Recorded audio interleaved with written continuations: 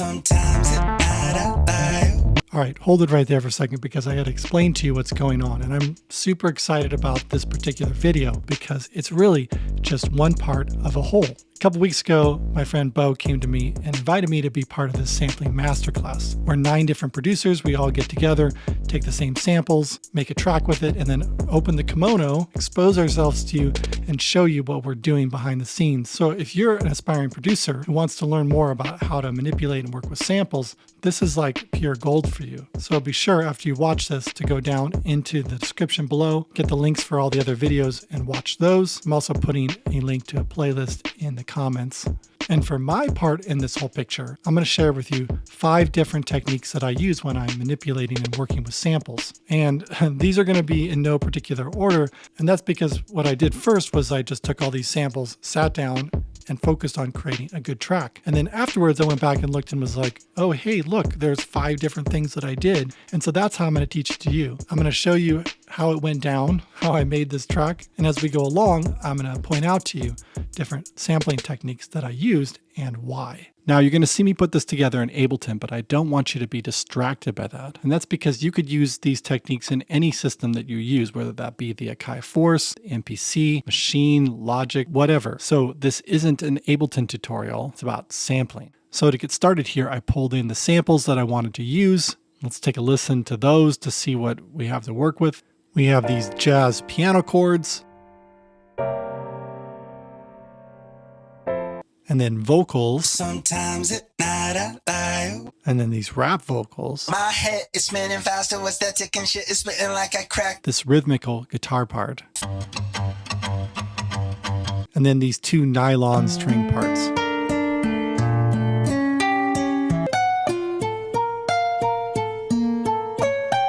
Now, I don't know about you, but the hardest part for me on a project like this is the beginning, because you just have this blank canvas and it's like, shit, now what?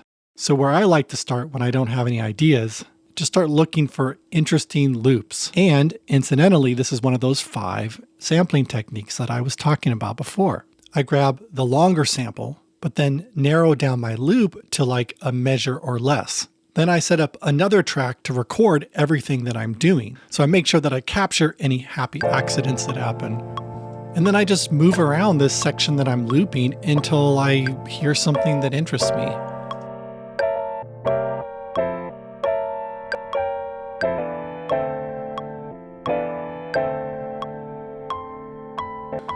And then sometimes I'll just make this loop length even smaller just to see what happens. And then after I do that for a while, I go over to the track that I recorded this into, and this is like new material, and I'm searching around here to see if there's anything that I like.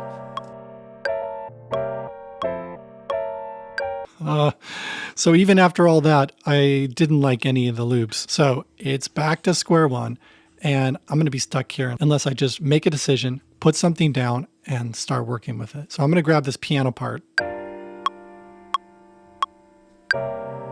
And then just manually start creating loops. And then I thought I would just offset this a little bit so there's some syncopation. Well, and maybe I'll just reverse the second chord here so it's a little bit more interesting.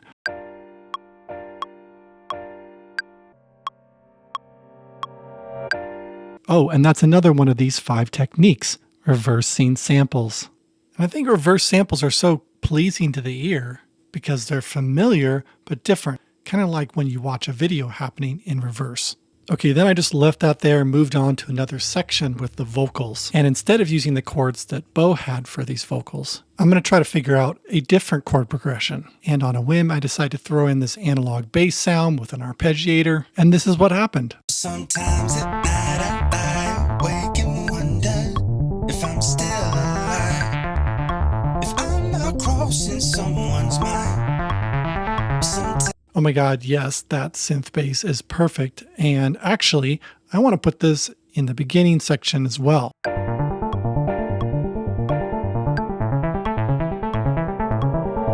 Damn, that's working great. Okay, now I need to add some drums, play in a beat, and also I have an idea to get a sample for a fill.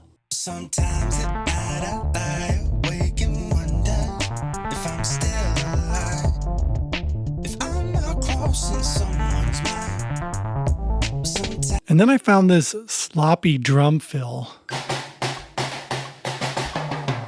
But that's way too long, so I shortened it up, and here's how it fits in.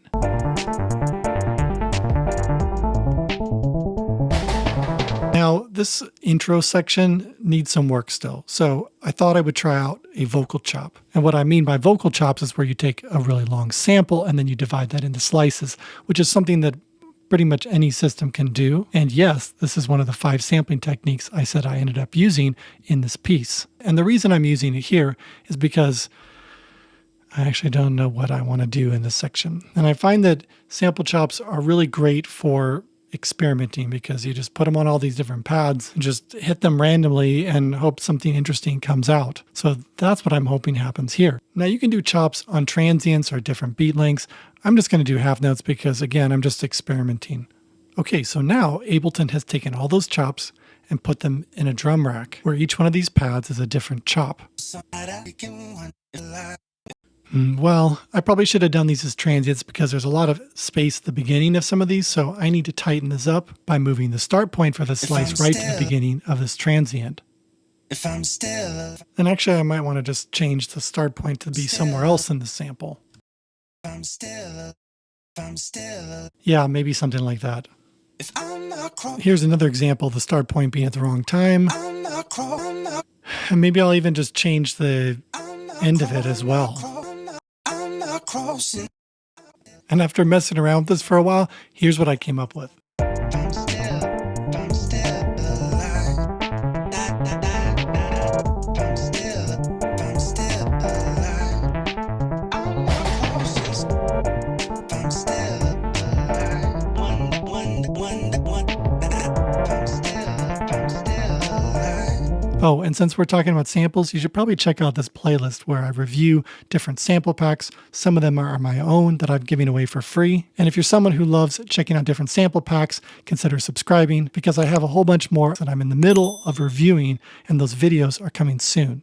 Okay, so moving on, I am thinking now about incorporating some of these other samples, like maybe this nylon guitar sound. And ironically, there was like a total happy accident that occurred here. Okay, so before I tell you what happened with the guitar part, let me walk you through the challenge I was running into here, which is that this vocal part kind of just ends after like 14 measures instead of going all 16 to here. So I'm like, I don't really know what to do here. And so I addressed that problem by cutting up some of the samples and then stretching them out a little bit. So that's one of the other 5 techniques that I wanted to talk to you about. It's not really like chopping, in my opinion. I would more call this rearranging samples. So now I have this whole section here that I needed to address somehow. And I kind of want something different to happen at this midpoint. That's when I grabbed the nylon guitar. And so when I was importing this part, I was trying to make sure everything was right with the sample, and I accidentally hit the button to double the speed. And when I listened to it, I was like, holy shit, that sounds great. Oh, and that's also the 5th way that I tend to use and manipulate samples. Now, these chords are not correct, so I had to kind of cut it up and rearrange some of the pieces so that they worked with the chords in the synth bass that I had recorded. Here's how it turned out.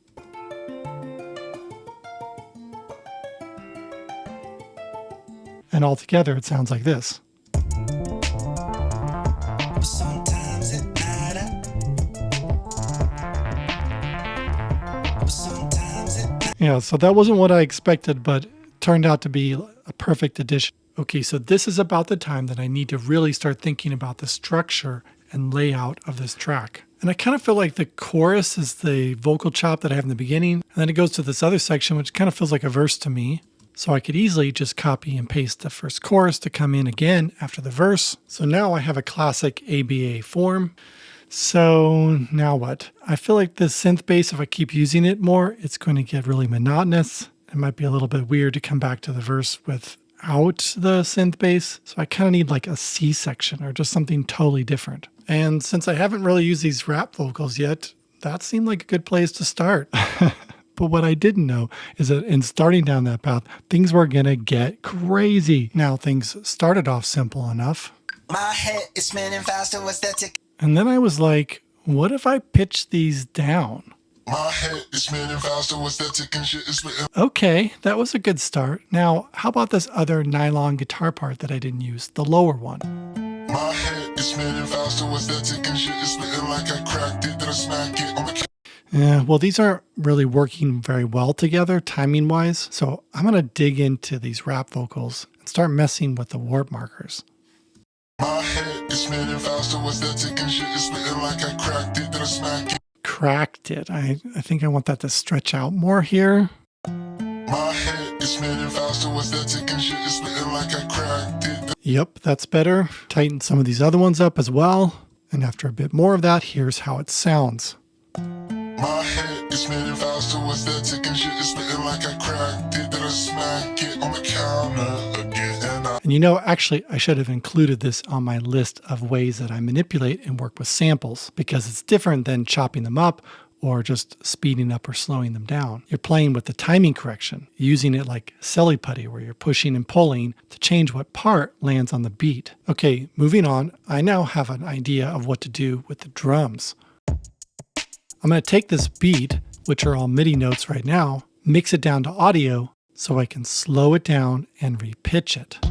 My head is spinning faster, what's that ticking shit is spitting like I cracked it, then I smack it on the counter again. Okay, so harmonically and everything going on, this is starting to become a little bit of a mess, but you know, I'm just going to go with it and start adding some other stuff, like this other nylon guitar that make twice as fast as it was before. Add this like repeating piano glitch and a bunch of other stuff.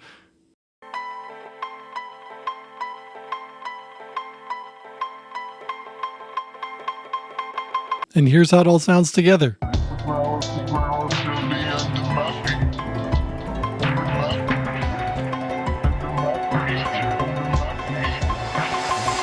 Okay, so now it's about time to, again, look at the big picture and my song structure. I have my A section, my B section, A section again, and then the new C section. I think I want to pull it back to the A to finish up. And I also want to step back to say, what else does this song need?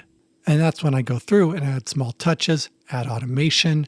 I like to add reverse cymbals and noise to help movement between sections, and just overall fine-tuning. Okay, so that's a wrap. Now, as I said in the beginning, this is part of a whole series, so I strongly recommend that you go to the link in the comments or in the description to watch all the other videos from the other creators. And if you want to hear the full song, stick around, because here it comes. I'm still alive. I'm still alive.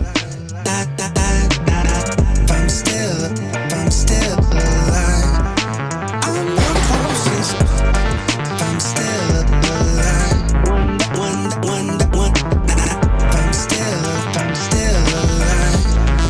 If I'm gonna die. Sometimes at night I lie awake and wonder if I'm still alive. If I'm not crossing someone's mind. Sometimes at night I lie awake and wonder if I'm gonna die. If I'm not crossing someone's line. But sometimes at night sometimes at night sometimes at night sometimes at night I lie awake and wonder if I'm still alive. I'm still alive.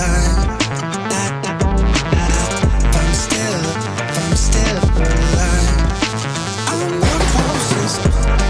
I'm still alive. Wonder. I'm still alive.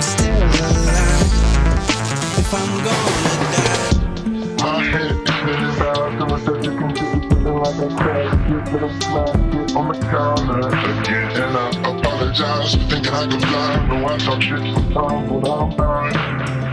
But I'm taking steps to address it. I'm not that I won't accept it. It's close, I would have just really not adjusted. And when I finally leave my bed, the ground will still be under my feet.